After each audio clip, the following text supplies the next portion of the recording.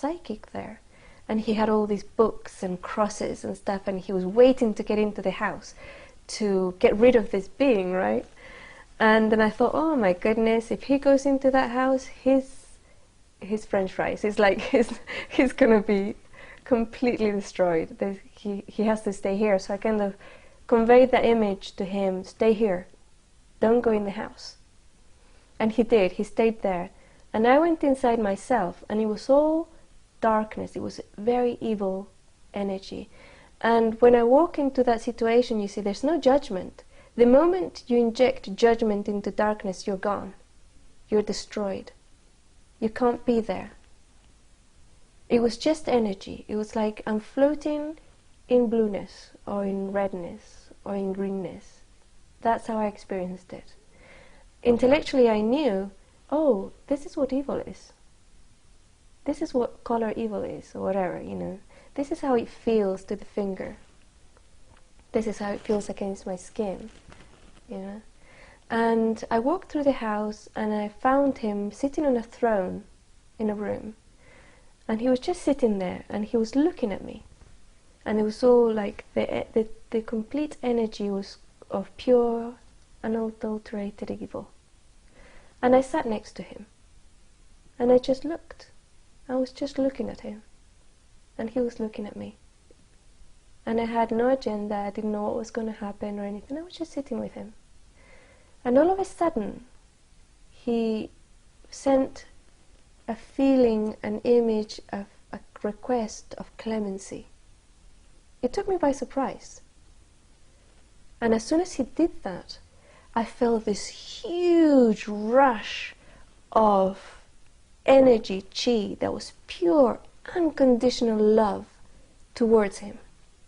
And it just infused him with that light. And it was just, whoa, you know, it's like, it was out of this world. And I was gone out of there. I was back in my body, and I went, whoa, what was that about? You know, what happened to him? And of course then the human part comes in and says, you know, how come that happened? You know, I would have killed him or whatever. Look at all the nasty things he did. And you know, I kind of went through that little time of human emotion or whatever. Reacting as a human. Yeah, reacting as a human for a split second. It was like a split second of, how can this be? You know, this person has done all this through thousands of years, and he's giving clemency and beautified, you know. But that's why the part of the part of judgment or human side or body cannot come into the equation when I do this work, because that would have destroyed this human, and it would have not done the work, which is to raise the level of vibration on the planet. And by taking that whole negative thing and turning it into light, it raises it a lot. Yeah. So job completed. And humans have been judging each other for thousands of years, if not much longer, and it hasn't changed anything. It hasn't changed a thing. And the most interesting thing, and this comes back to objective proof, it was subjective proof, but it was from somebody else. A friend of mine, who's also a psychic, she called me with one of those dreams that she absolutely had to tell me. She emailed me, she didn't call me. She emailed me, and she said, I've got to tell you this dream. I don't know what it's about, I don't know what it means, but I know I have to share it with you. She said that she had gone into a huge mansion, a big mansion, with myself and this other person who was a well-known psychic, a man. And we were walking around the mansion, and she said she's a feng shui expert. How do you pronounce that? Feng shui? Feng shui. Feng shui. I believe. Okay, so she's a feng shui expert. So she knows about energies in a house.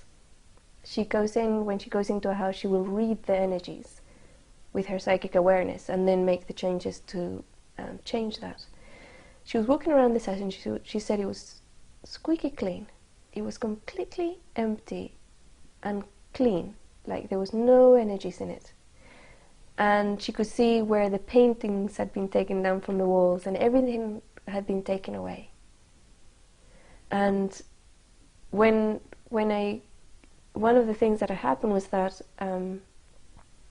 when this thing had completed with this mansion and the person had been infused with light, it felt as though he had been given clemency and he had taken all his assets with him. And now she was relaying this dream about what was, you know, the conclusion of the other thing. So I kind of got my answer, you know. Yes. What happened? Yeah, there he was. And so, just to summarize on that, this mansion that you visited, this was a real place. This wasn't kind of symbolic astral situation. Right. This was a real mansion in the physical universe, and he was really there in a body, sitting on his throne. And then astrally, or in some non-physical form, you then sat next to him, but he knew that you were there. Yes.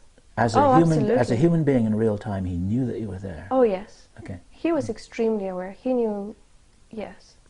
Mm-hmm.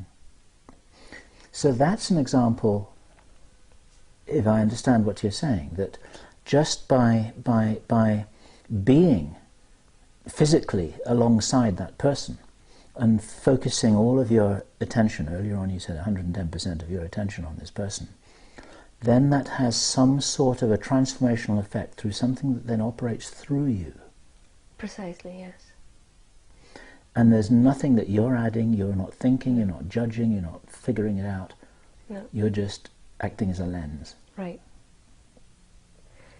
And the reason why it's necessary to do it that way is because to influence things on the planet, and especially with regards to human affairs, you need to be human, otherwise you're interfering.